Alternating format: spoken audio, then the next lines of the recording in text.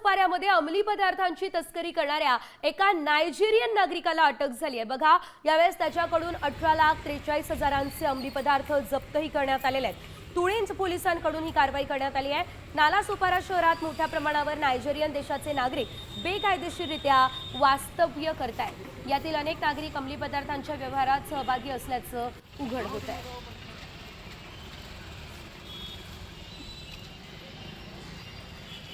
तर आपण या ठिकाणी पाहू शकतोय 18 लाखांचं ड्रग्स जे आहे ते जप्त करण्यात आलेलं आहे। नायजेरियन नागरिकाला अटक झाली आहे।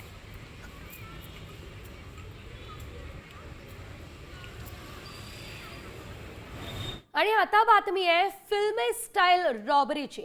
समृद्धी महामार्गावरती 2.5 कोटींची रॉबरी झाली आहे। धावत्या ट्रकमधून 2.5 कोटींची वॅक्सिनची चोरी करण्यात आली आहे। मुंबईच्या भिवंडीमधून कोलकाताकडे हा ट्रक जात होता।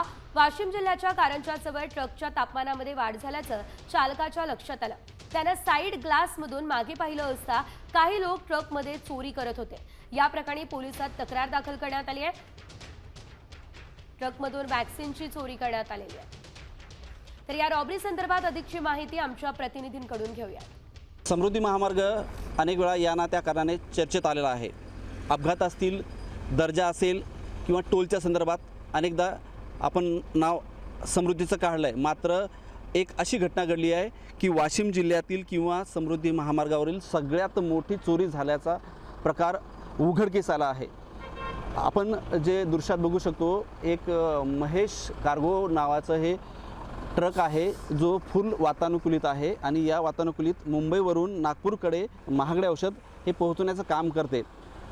22 तारखेला रात्री भिवंडीवरून हा ट्रक निघाला आणि वाशिमच्या कारंजा तालुक्यात समृद्धी महामार्ग पोहोचल्यानंतर या ट्रकमधून काही औषध चोरी गेल्याचा धक्कादायक वास्तव समोर आला आहे। हा सध्या ट्रक कारंजाच्या ग्रामीण पोलीस ठाण्यात लावण्यात आला आहे। मनोज जयस्वाल, साम टीव्ही न्यूज, कारंजा, वाशिम। आता isakal.com आहे देशातील नंबर 1 ची मराठी न्यूज वेबसाईट।